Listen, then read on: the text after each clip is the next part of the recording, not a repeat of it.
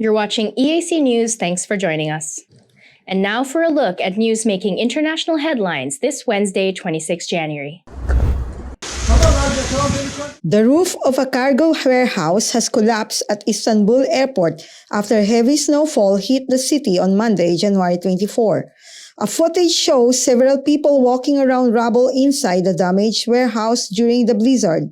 It also shows people walking through heavy snow outside the airport in cars slowly driving on a nearby road blanketed in white.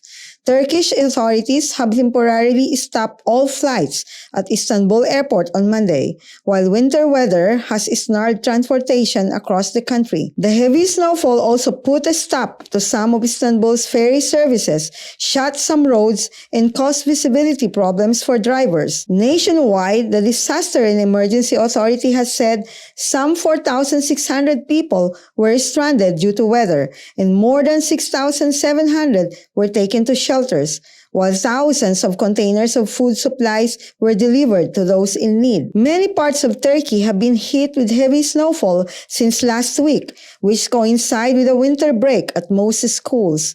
Turkish flag carrier Turkish Airlines has said it had canceled all flights from Istanbul Airport until Tuesday to ensure travel safety and for all their passengers and to prevent them from being stranded at airports. A medical group has announced 3 more people were killed in Sudan on Monday, 24 January, as thousands of people once again took to the streets of the capitals and other cities.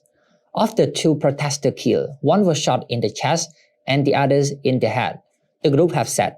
And dozens of protesters were injured in the capital, Khartoum, and the cities of Omdurman, where Sudanese security forces fired live rounds and tear gas during protests against military rules that attract tens of thousands of people across the country, medics have said.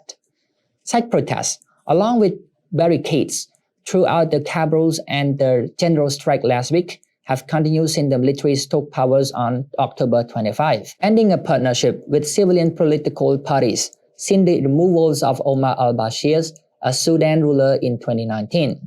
Some 76 civilians have been killed and more than 2,000 injured in crackdowns on the protests, according to the Central Committees of Sudanese Doctors, which is aligned with the protest movement mainly by gunshots and tear gas canisters. Police could not immediately be reached for comment. Protesters chanted and marched as security forces threw tear gas.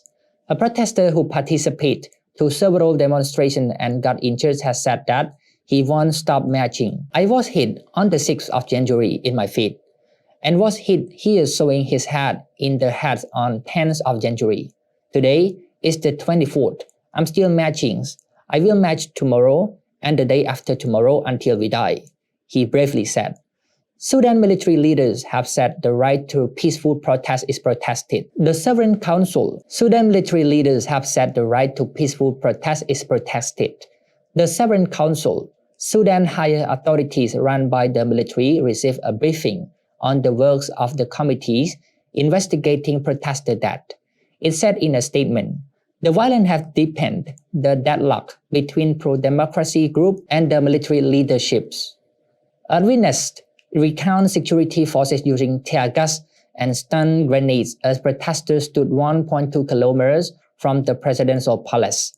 In the cities of Bari and Omdurman, other witnesses saw a heavy security presence and tear gas fire on the main road. The protests were called by neighborhood resistance committees, which advocate a stance of no legitimacy, no negotiation, no partnership toward the military. One committee has reported the arrest of at least 4 members.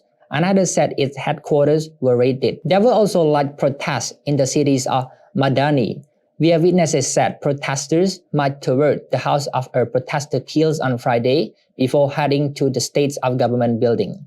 Last week, the United States has condemned the use of force against protesters, saying it would consider additional measures. The North Atlantic Treaty Organization has said on Monday, January 24th, it was putting forces on standby and have reinforced Eastern Europe with more ships and fighter jets, in what Russia denounced as Western hysteria in response to its buildup of troops on the Ukraine border. Denmark is sending 4 F-16 fighter jets and a frigate to NATO's operations in the Baltic region and Northern Europe. The frigate Peter Welmos has left port last week and will strengthen one of NATO's standing naval forces, Standing NATO Maritime Group 1, which usually operates in the Baltic Sea as well as the Northern and Eastern Atlantic. According to the Danish Armed Forces, the Peter Welmos will be part of the force until the end of April.